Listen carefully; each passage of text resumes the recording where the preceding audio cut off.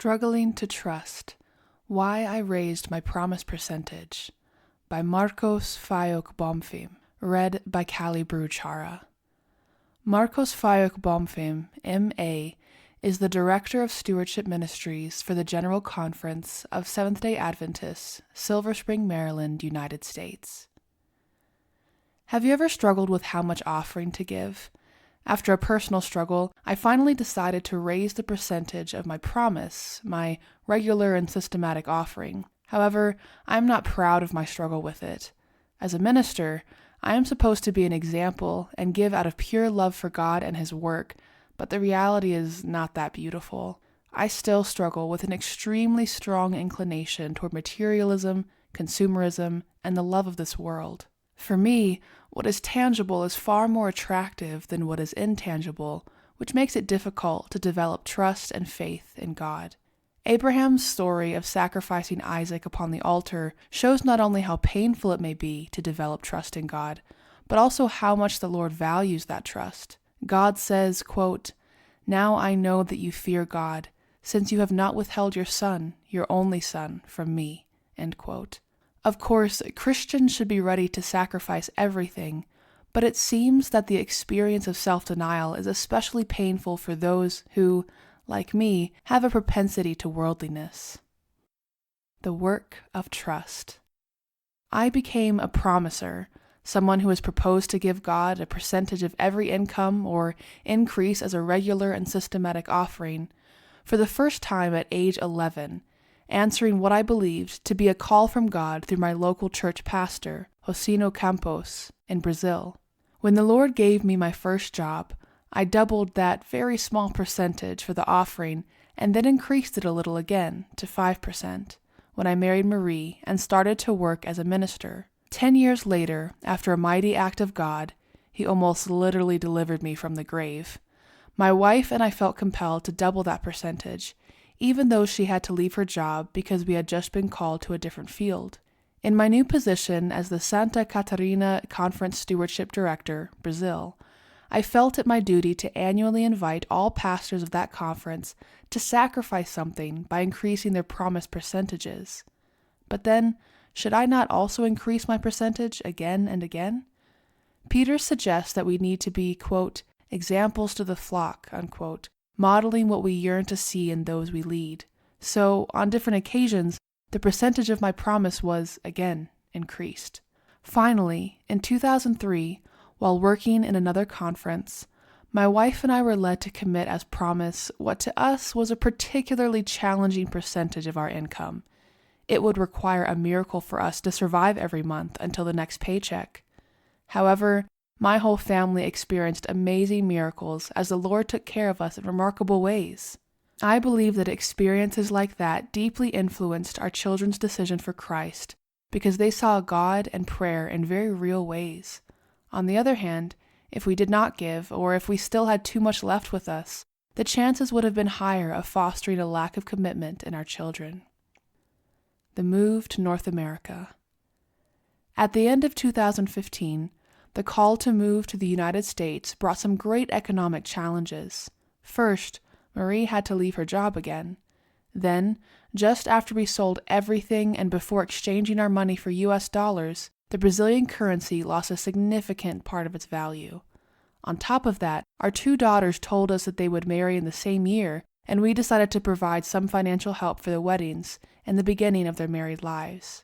Now, with the money left, it seemed impossible for us to purchase a house, a car, and everything else we would need in the new country. Besides that, how would we meet other important needs, such as building an emergency fund, saving for retirement, or providing for Marie in case I died? At that time, it seemed that fear was stronger than trust, because I decided to decrease the percentage of my promise to 1/3 of what I had been giving.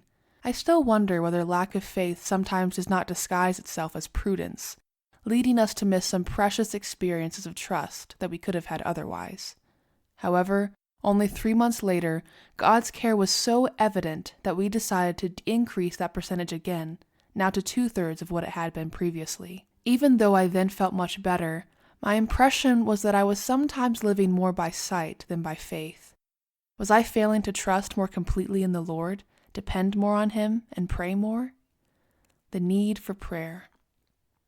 When giving is based on a call from God, rather than the desire to be recognized as a philanthropist, a totally different kind of giving, it becomes a humbling exercise of trust in God. Sometimes, by allowing more trials, the Lord is urging us to pray and commune with Him more. Other times, that same invitation for more time with God may come via an encouragement to give more. If you give more, you have less, and you need to pray more. If you pray more, you worry less, you trust more, you live by faith, and your eyes are diverted from this world and fixed on coming realities. Increasing the percentage of your promise will not necessarily decrease your standard of living. However, it does mean that you will need to increase your standard of prayer. At the same time, it will require you to learn from Jesus how to find real delight in a simpler lifestyle, which is an extremely useful skill in these end times that bring new economic realities. You also need to pray for wisdom about how to use the remaining resources more efficiently. You need to pray for a pure heart to keep the way open to receive that guidance, and you need to pray that you will find the same products or services at a better price.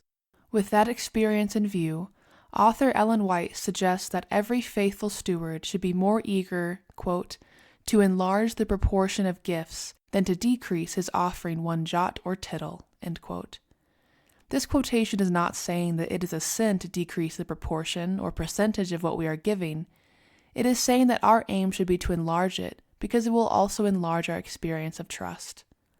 On the other hand, she also says that when we retain more, we do not necessarily have more. Quote, they have thought it gain to rob God by retaining all or a selfish proportion of His gifts, but they meet with loss instead of gain. Their course results in the withdrawal of mercies and blessings, end quote. These two quotations constantly remind me about the importance of enlarging the proportion as an act of faith. 3 ifs. In 2019, I proposed a deal with the Lord, including 3 ifs as disclaimers. I would increase the percentage of my promise again to the same proportion it was before the end of 2015 if He would provide an income for Marie, if her income would be at least a specific amount, very unlikely to happen, and if Marie would agree on moving in that direction. I always include her in such decisions. After all, by choosing that percentage, my salary would cover only tithe, promise, mortgage, car payment, insurance, and taxes. All the rest would inescapably be her part. After a little while, the Lord fulfilled the first if by giving her a job, which she loves. However, the second if was not fulfilled. Her income was much lower than what I proposed. So for a while, I thought that I was released from my deal. Then it was as if a sweet voice was constantly inviting me, quote, don't you believe that even with your wife's smaller income that I am able to supply all your need in Christ Jesus? End quote. I was unable to avoid the voice. So after struggling for 3 months against that thought, I finally decided to talk to Marie about the plan. Part of me was hoping that her rejection of the idea would bring my feet back to safer ground. She instantly agreed to it. I was left with no other choice than to move back to that challenging percentage that was in place before the end of 2015. When the next paycheck arrived and I started to fulfill the vow, I experienced an indescribable peace of mind. Trusting in the unseen. I still do not know the end of this story. It is an ongoing experiment.